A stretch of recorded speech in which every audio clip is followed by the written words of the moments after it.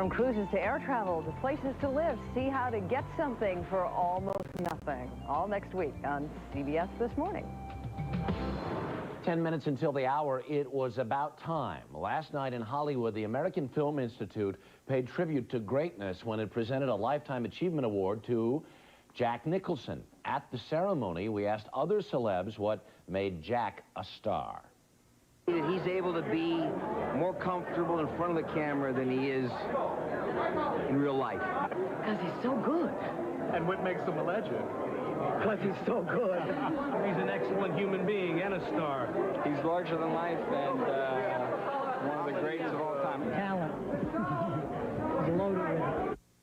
They did show up, didn't they? 1,100 friends, fans, and colleagues celebrated Nicholson's 35-year career, all looking very Jack in shades handed out to one and all.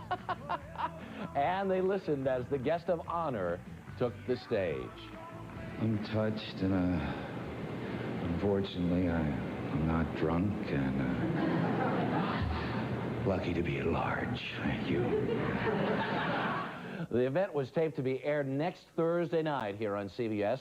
Now with a look at how Jack earned that honor. Someone who's followed his career for years, our own Gene Siskel joins us from WBBM-TV in Chicago. Good morning, sir. Good morning, Harry. We're lucky he's alive. Just terrific. I want to focus, Harry, on the early Jack Nicholson career because I think there's a whole generation of young people that may not know him. Let's take a look.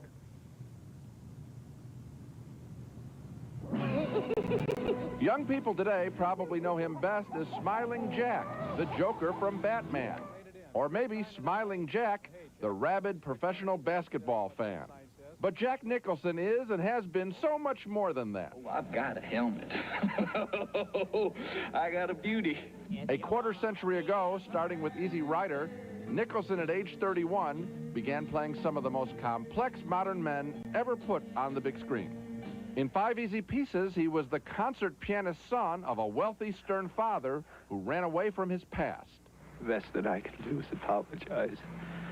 In Chinatown, a detective in way over his head uncovering the public corruption of Southern California land development and the private corruption of the bond between a father and a daughter. You can't always tell what's going on.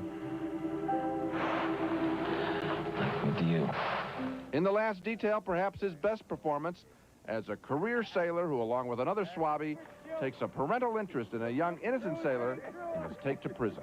Give him the spinner, kid! In his Oscar-winning role in One Flew Over the Cuckoo's Nest, he played a rebellious soul who stands up to the establishment in the form of a nurse who rules his ward with an iron fist. I think we might ease it down a little bit so maybe the boys didn't have to shout. Huh? Well, now, we're just up to 1975, Harry. There's 19 more years of Jack Nicholson stuff. We could be here to the evening news talking about all those highlights of his career. It's that early stuff, though, that I think is so important. And I left out some very good films in those early years.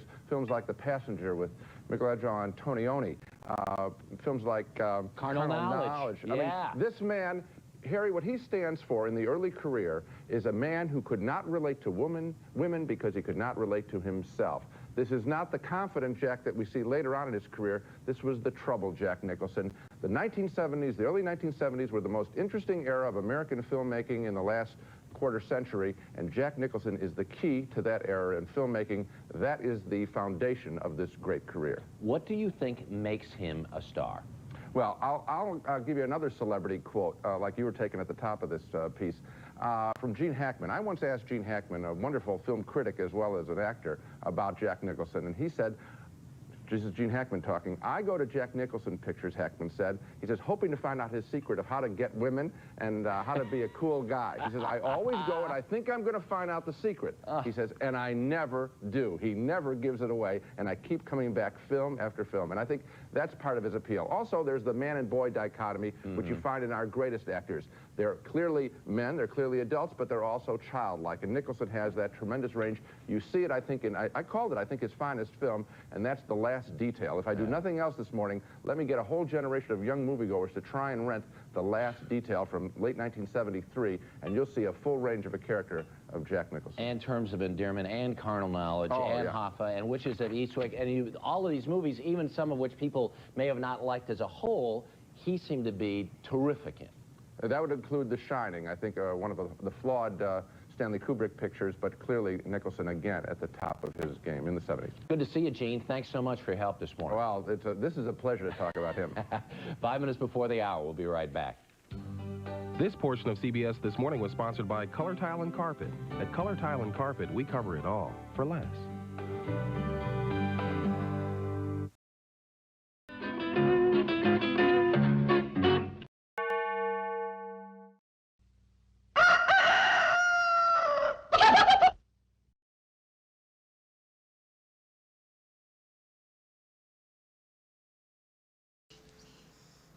Never rub another man's rhubarb.